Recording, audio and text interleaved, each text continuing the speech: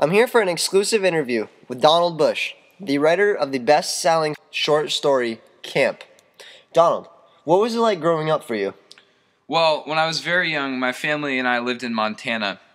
It was a very quiet life until I was about 5 years old.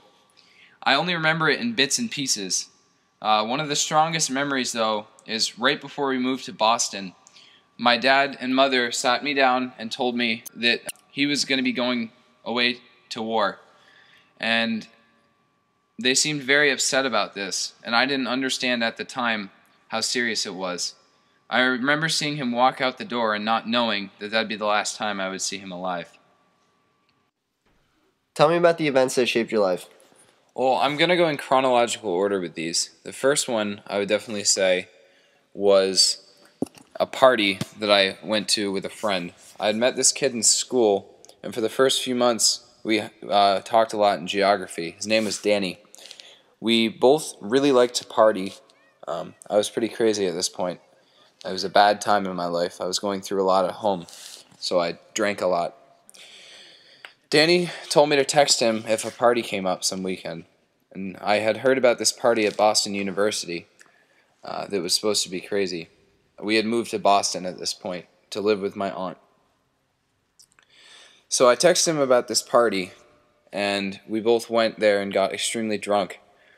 I thought he was less drunk than I was, so I convinced him to drive. Turns out he was just as intoxicated. He wasn't wearing a seatbelt, and when we got in a crash, he died instantly. He hit the windshield. I've always felt bad about this, and it saddens me to this day to think that I was this stupid. The second event that I would say really shaped me as a person started the night of the party. I met a girl named Nicole. We kept talking after the crash, and we ended up going on a date. We would text and call. We texted and called each other for a while after that, and we ended up dating for a little while. I've had deep feelings for her, but I didn't know how to treat her correctly. I had never had a girlfriend before. I stopped texting her for a while, and then I stopped calling her, and she got really angry. We ended up having a huge fight, and she left me because of the way I had treated her. This taught me that if you care about somebody, you can't ignore them. The third and final thing that I'm going to talk about today is also the hardest thing for me to talk about. It's the death of my mother. My mother and I were very close.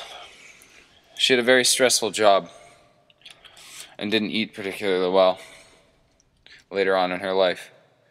She ended up dying of a heart attack at work. I got a call that day. I couldn't function for weeks. I was so sad. This taught me that life is even more precious than anyone can imagine, and it made me realize that I only get one shot at life, and I have to do the best with it that I can. Donald, thank you for being here with me today, and thank you for expressing how you developed as a writer throughout your life. No problem. Thanks for having me.